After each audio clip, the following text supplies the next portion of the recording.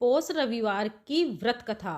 जय श्री कृष्णा। राधे राधे दोस्तों, आप सभी का दिन शुभ और मंगलमय हो। आप सभी पर सूर्य भगवान की कृपा सदा सर्वदा बनी रहे। जिस तरह से सोमवार का दिन भगवान शिव को समर्पित होता है, उसी प्रकार से रविवार का दिन सूर्य देवता को समर्पित होता है। पौष महीने में पड़ने वाले सूर्य रविवार का और भी ज्यादा महत्व शास्त्रों में बताया गया है। रविवार के दिन सूर्य देव की पूजा करने से तथा सूर्य देवता को अर्घ देने से जीवन के सभी दुख दूर हो जाते हैं, शारीरिक और मानसिक कष्ट दूर होते हैं और सभी प्रकार के सुखों की प्राप्ति होती है। आज के दिन सूर्य देवता की पूजा करके सभी भक्तजनों को व्रत तथा कथा अवश्य ही पढ़नी या सुननी चाहिए। तो आज की इस वीडियो में आप सुनेंगे रविवार व्रत कथा। पौराणिक व्रत कथा के अनुसार प्राचीन काल में किसी नगर में एक बुढ़िया रहती थी। वह प्रत्येक रविवार को सुबह उठकर स्नान आदि से निवृत्त होकर अपने आंगन को गोबर से लीपकर स्वच्छ रखती थी। फिर सूर्य देव की पूजा करके भोजन तैयार कर भगवान को भोग लगाकर ही स्वयं भोजन किया करती थी। भगवान सूर्य देव की कृपा से उसे किसी भी प्रकार का कोई कष्ट या कोई चिंता नहीं थी। धीरे धीरे उसका घर धन धान्य से भर गया था। उस बुढ़िया को सुखी होते देखकर उसकी एक पड़ोसन उससे बुरी तरह जलने लगी। बुढ़िया ने कोई गाय तो पाल नहीं रखी थी, इसलिए रविवार के दिन घर लीपने के लिए वह अपनी पड़ोसन के आंगन में बंधी हुई गाय का गोबर लाया करती थी। पड़ोसन ने कुछ सोचकर एक दिन अपनी गाय को घर के अंदर बांध दिया। अगले दिन रविवार था और गोबर नहीं पाने के कारण उस दिन बुढ़िया ने सूर्य भगवान को भोग भी नहीं लगाया। जब भोग नहीं लगाया तो उस दिन उसने स्वयं भी भोजन नहीं किया। इस प्रकार सूर्यास्त होने पर वह बुढ़िया भूखी प्यासी ही सो गई। उसने इस तरह से निराहार व्रत रख लिया। रात में सूर्य भगवान ने उसे स्वप्न में दर्शन दिए और व्रत न करने और उन्हें भोग न लगाने का कारण पूछा। तब बुढ़िया ने बहुत ही विनती स्वर में पड़ोसन के द्वारा घर के अंदर गाय बांधने और गोबर न मिल पाने की बात कही।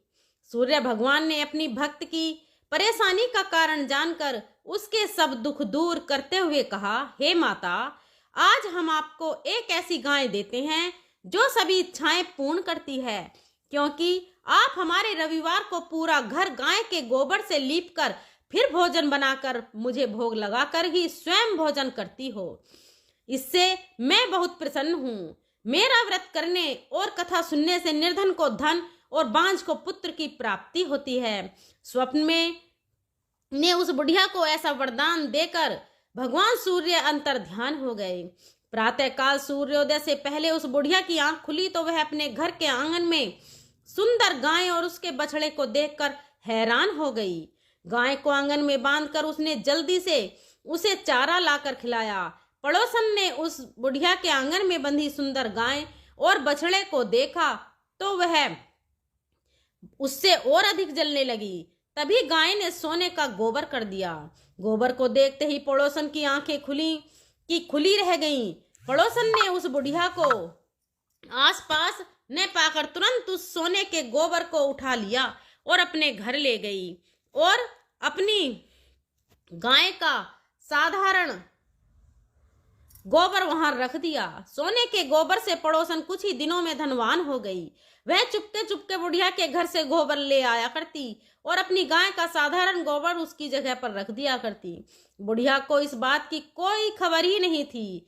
गाय प्रतिदिन सूर्योदय से पहले सोने का गोबर किया करती थी और बुढ़िया के उठने से पहले ही वह चालाक पड़ोसन उस गोबर को उठा कर ले जाती थी। बहुत दिनों तक तो बुढ़िया को सोने के गोबर के बारे में कुछ भी पता नहीं चला।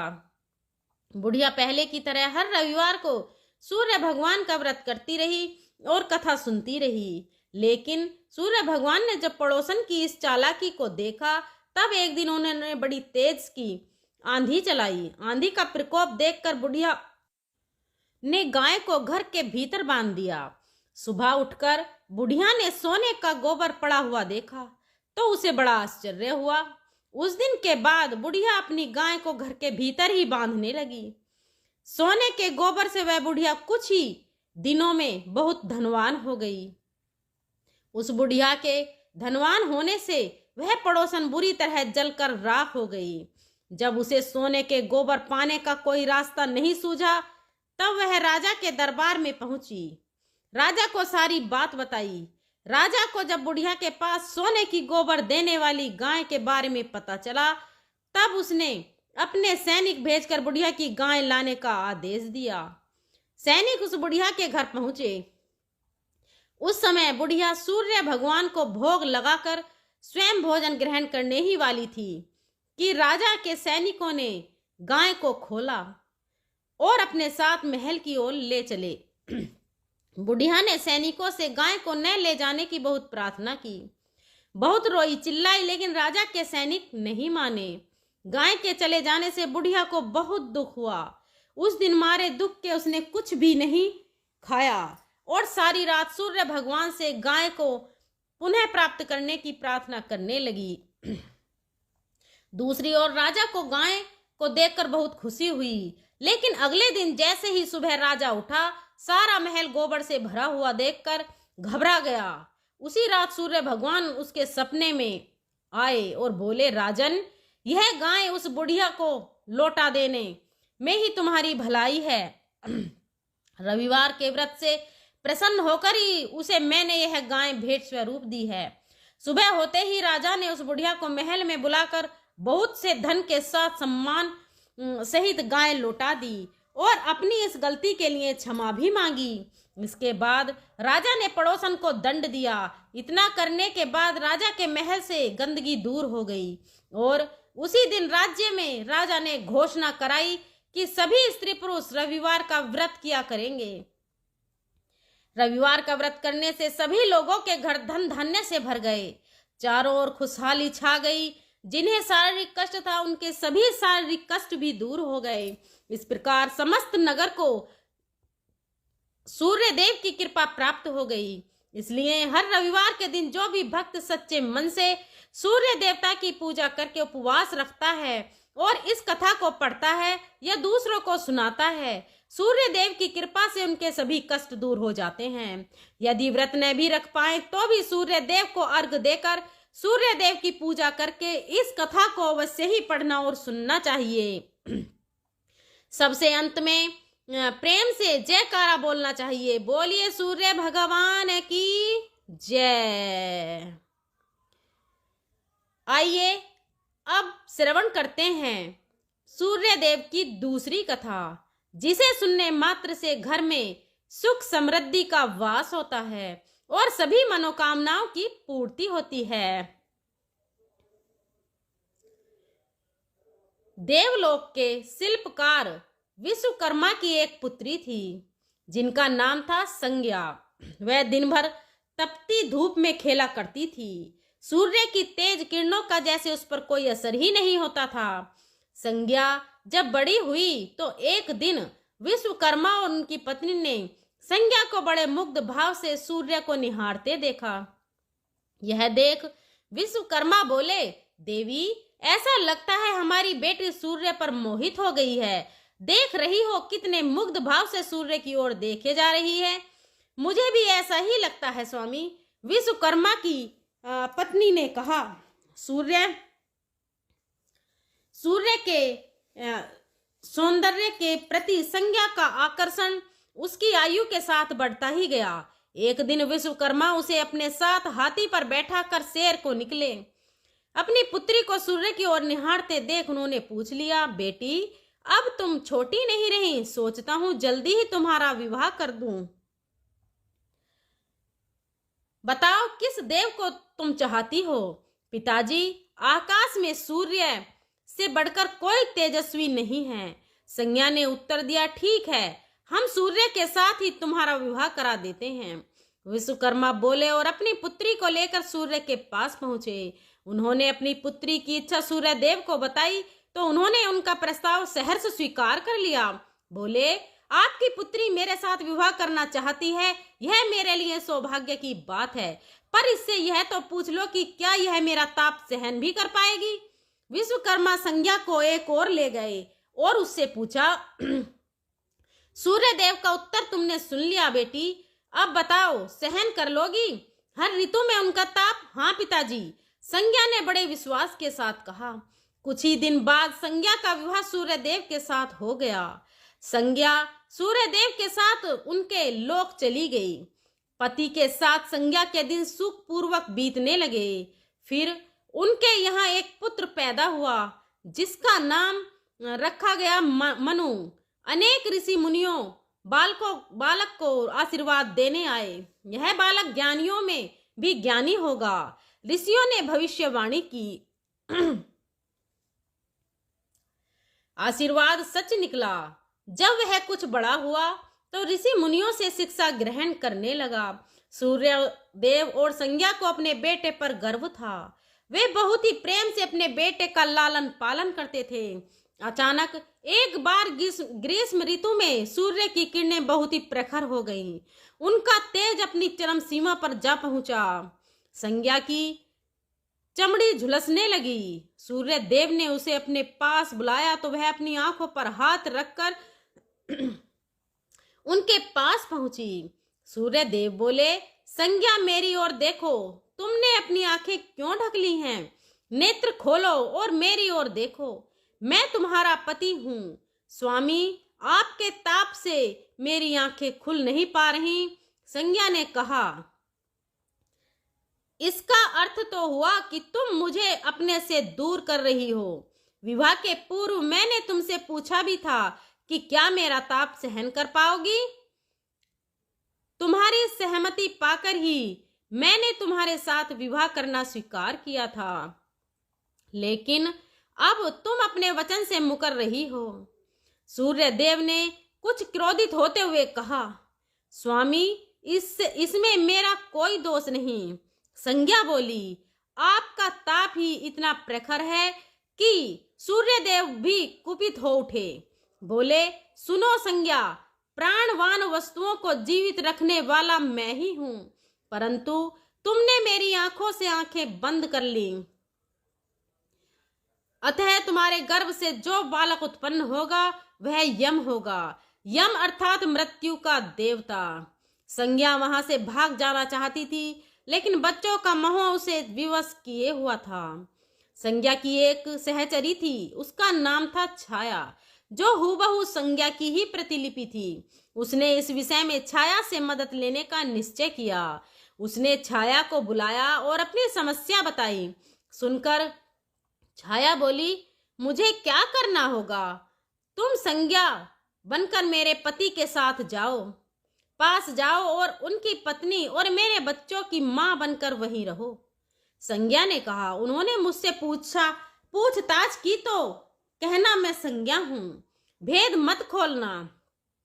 यह सब मैं करूंगी, लेकिन मेरी एक शर्त है। सूर्यदेव कभी मुझ पर बिगड़े या साप देने लगे तो मैं सारा भेद खोल दूंगी। छाया ने कहा, ठीक है छाया, अब जाओ और मेरे बच्चों को संभालो।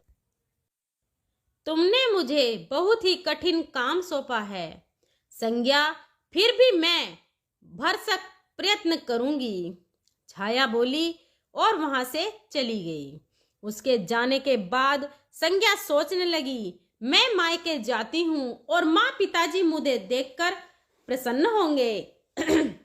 मैं कुछ समय वहां रहूंगी, परंतु पिताजी कहेंगे, स्त्री की शोभा पति के घर रहने में ही है। ऐसे ही विचारों में उलझी वह मायके को चल पड़ी।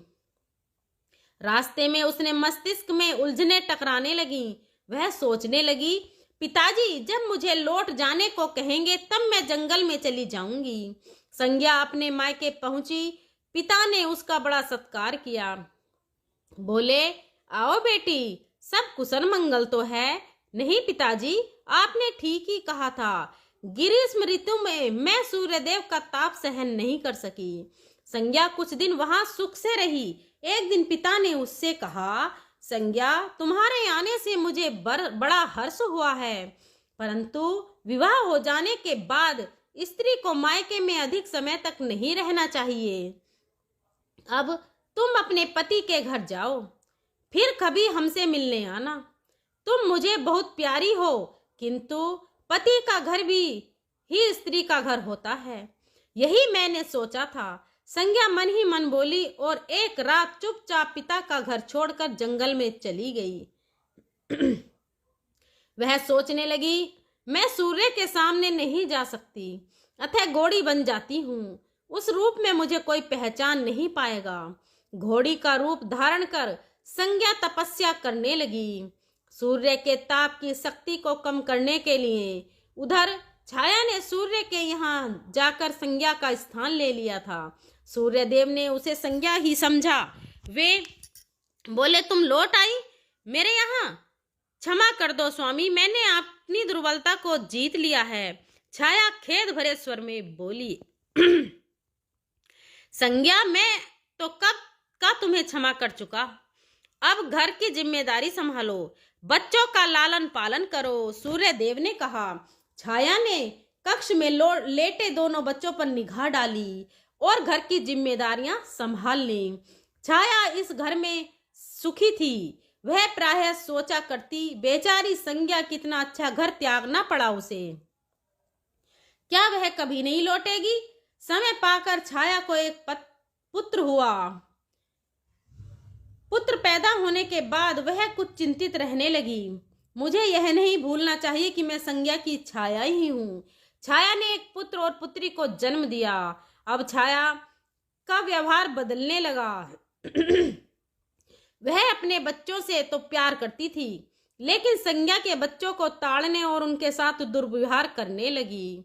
मनु ने तो विमाता के व्यवहार को नजरअंदाज कर दिया, लेकिन यम को उसका व्यवहार खटकता रहा। माता छाया का यमुना बहन के साथ ऐसा व्यवहार करना उचित नहीं। वह अपने बच्चों के साथ तो कितना अच्छा व्यवहार करती हैं। हम भाई बहन से नफरत। एक दिन तो हद ही हो गई। छाया ने यमुना के बाल पकड़े और उसे डंडे से पीटते हुए बोला, कमबख्तो, मरते भी तो नहीं, मर जाएं तो मेरा पीछा छूटे। जब छाया देर तक यमुना को पीटती रही तो यम से न रहा गया। उसने जाकर छाया का हाथ पकड़ लिया और गुस्से से बोला, बस माता, अब तुमने यमुना पर हाथ उठाया तो मुझसे बुरा कोई नहीं होगा।